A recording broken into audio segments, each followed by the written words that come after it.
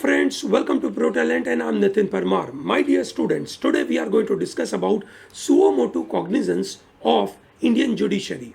Indian judiciary is empowered with the help of Article number 32 and Article number 226.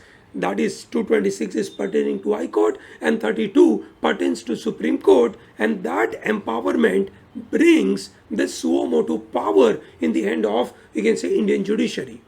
What is suo motu cognizance? Whenever you can say a case go to the court, it is generally there must be an aggrieved party. It is generally believed that there must be an aggrieved party. That party says, look, my rights are violated. Whether they are fundamental rights or whether they are personal rights, my rights are violated and I want to file a case for this particular matter.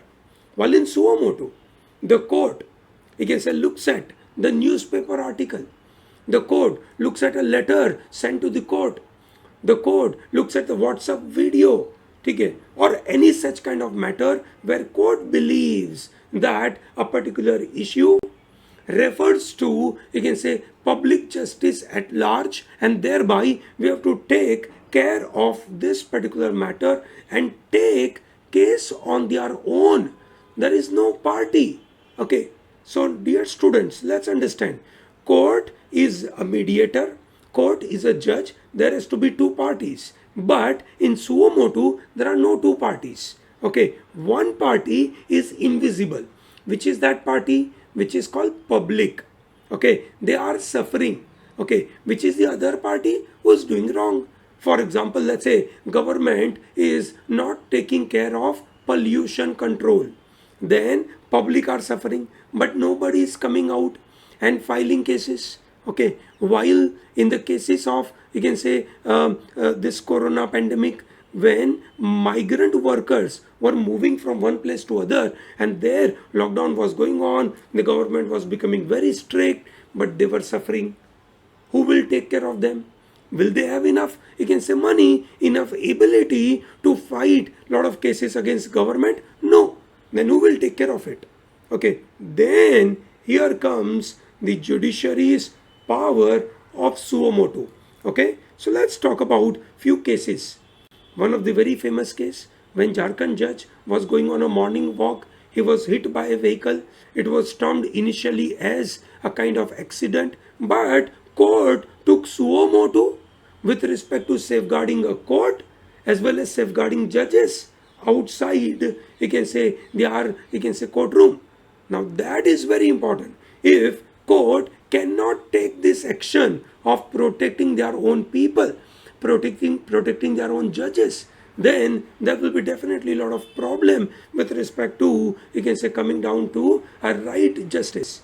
The main objective, I believe, or the main rationale behind suo motu is, you can say, ensuring that justice takes place, whether it is inside a court or even an outside the court. Okay, that is where the expanding the meaning or expanding the jurisdiction of a court in a way. Similarly, in a Lakhimpur Kheri violence, there was a violence took place, you can say, because of one powerful minister's son's action. Okay, and thereby, you can say, it was really you can say, believed that the union minister of a state cadre will be in a position to exercise a lot of control on the work of executive, and thereby no right information may come out, and thereby Supreme Court took suo motu cognizance. Similarly, Kerala High Court talked about harassment of migrant family by police. That is what they took suo motu. Okay, not only in the matter of, you can say, protecting judges, okay, but in the matter of violence, in the matter of, you can say, some individual group of people are suffering, for them, you can say, such kind of suo motu is taken. Sometimes suo motu is taken simply based on some WhatsApp, you can say, messages. There was a rape video moving on a WhatsApp, and Supreme Court took suo motu on this particular case, and then they said CBI must, you can say, probe in this issue. Now this is really very important. Okay, normally something which is moving between the common citizens and nobody is aggrieved so to say, that means people are not coming out, okay, and talking about it. It is the court which is taking suo motu in this case. Okay, another very important part, when government was not able to, you can say, control this explicit videos on internet, okay, it is the duty of Google, Facebook, YouTube, okay, to remove or to block the explicit content on, you can say, internet. When government was not taking it very in a strong way, then Supreme Court said that, you can say, ensure the videos related to rape, gang rape, child pornography are not available for circulation in Indian internet. That's very crucial. Okay, even protecting society from such bad scenario is also where the Supreme Court takes suo motu.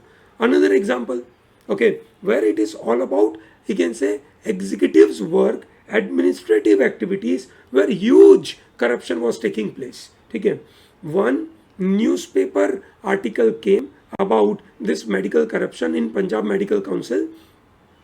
You can say the Punjab Medical Council former president Dr. G.R. Grewal, okay, he wrote a letter to PM that there is something, you can say, fishy is going on. He accused that the Punjab Education Minister, Mr. Anil Joshi, okay, is doing, you can say, a lot of corruption by using, you can say, ghost faculties in the private medical colleges.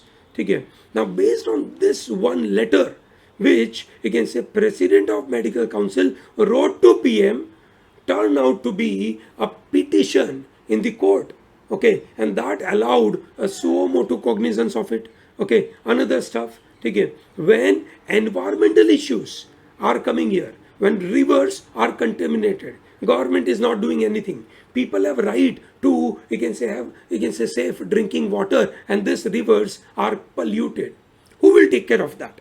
Okay, Supreme Court took suo motu cognizance of this, and, you can say, came down harsh on the central government and said it is a duty of the government to ensure that fundamental rights of the people, that is right to safe drinking water, should be followed.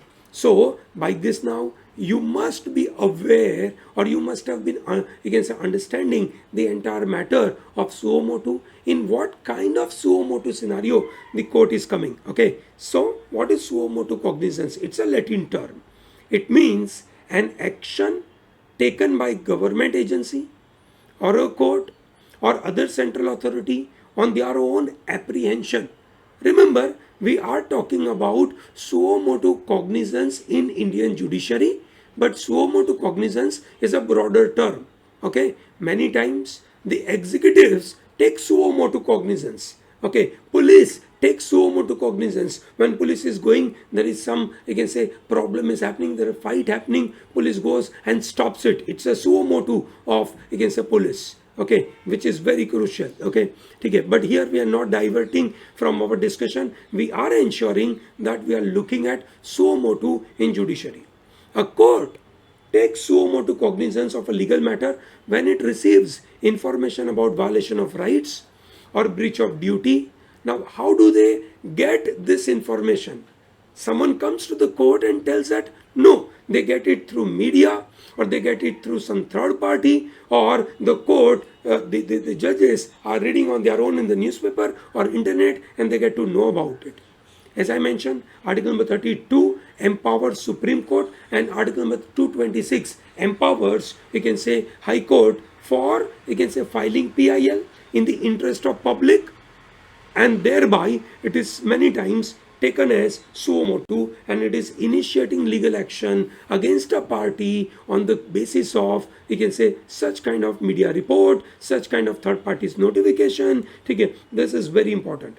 Many times, you can say, suo motu is reflected as an activism by judiciary. When judiciary actively seeking to give complete justice to the public, they get into this suo motu part. Okay, so my dear students, suo motu cases generally are taken by Supreme Court, but it is a general trend. Okay, High Court can also take it. Okay, I have already given you some examples for that. Okay, so Indian judiciary is undoubtedly upholding the baton of democracy for the past few years. So democracy is maintained by judiciary. We have to give, you can say, enough credit to Indian judiciary for ensuring that our country has a democracy. Initially, when the country started in 1947, we would have given that credit of managing democracy to the executive. Okay, so we can respect, or we can give, you can say, credit to Chacha Nehru for that matter. Okay, but now in this, you can say, stable environment, you can say we have to give credit to judiciary to ensure that democracy is maintained. Okay, there are so many instances, okay, with different high courts and Supreme Court, where there are legal, you can say, cognizance, suo motu cognizance are taken by the court, and they have, you can say, initiated proceedings on their own. Okay, so this means it is very important for us to, you can say, get a clarity that why, you can say, we need suo motu.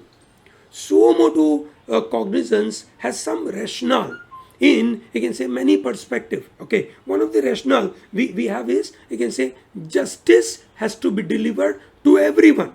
Okay, the people who are not able to afford it, the people who are not able to bring it, you can say, some or the other way in front of a court, then also the justice has to be provided.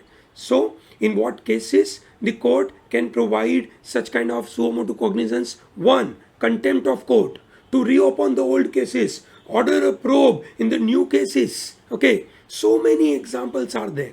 Okay, I'm sure you understand the contempt of court. Okay, contempt of court means, you can say, not you can say, obeying the order of the court. It is disobedience of the court. Okay, that is called contempt of court. Or sometimes the new evidences are covered. New evidences are covered, okay, or uncovered for that matter, and you can say the old cases are reopened so that the justice is delivered in a right manner. So my dear students, do you really believe that such kind of power should be given in the hand of judiciary? Okay, do you think that judiciary may cross a line, okay, and misuse the power of suo motu? If you believe in so, please put that into comment section. I will be more than happy to go through your opinions. This is very crucial. Okay, great. Okay, apart from this, there are a few questions being asked. Okay, so people say, is judicial review suo motu? I believe no. Okay, judicial review, constitutionality of law is decided by a court. Whether legislature has made a particular, you can say, law, or executive has provided a particular order, whether those order and whether this kind of laws are termed as constitutional or not, whether they are constitutional or not, how do we know? It is judiciary who will decide. Okay, that is called judicial review. Now judicial review is a suo motu? No.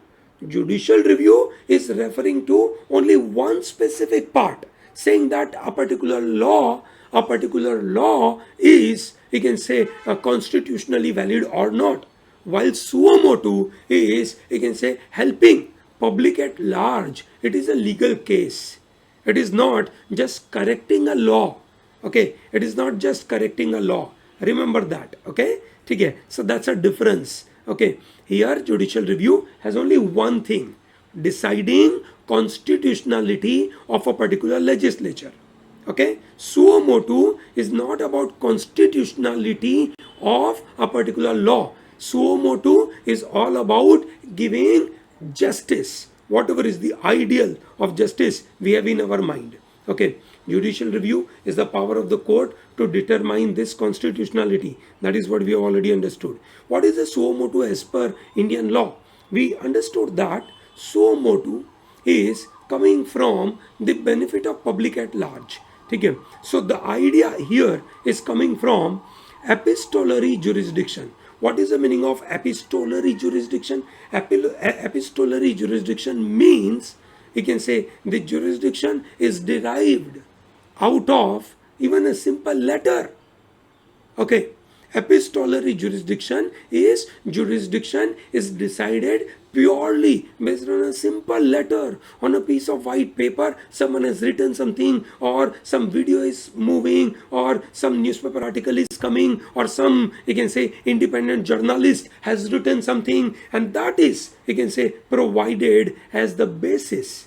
Okay, ठीक है, so that it is more, the justice is more accessible to poor, socially disadvantaged people, economically disadvantaged people. ठीक है, those second class citizens are also getting the benefits. Okay, so as we talked about article number 32 and article number, you can say, 226, ठीक है, through which we developed a new idea in our country which is known as PIL, public interest litigation. This public interest litigation is coming through, you can say, the idea of public interest litigation is coming through this epistolary jurisdiction. Now, what is this suo motu petition?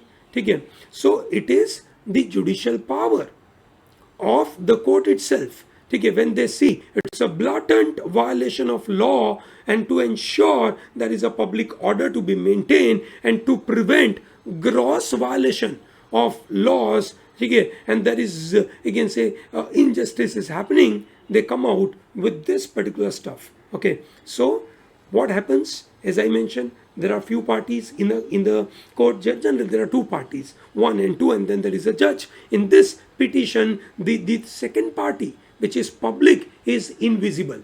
Public is invisible. Suo motu petition, public is invisible, and therefore to justify what the court is doing, they always, you can say, put amicus curiae. Okay, so they appoint amicus curiae to assist the court. Okay, ठीक है, so as we talked about, there are so many cases where the suo motu is being provided. I believe by going through this session you must have got crystal clear clarity about what is suo motu, okay, on what ground the court has power, and what kind of cases court has done this suo motu cognizance of the cases. If you like such kind of videos, please, you can say, like this video, subscribe to our channel, and tell to large number of people to be part of Pro Talent. Okay, thank you and all the best.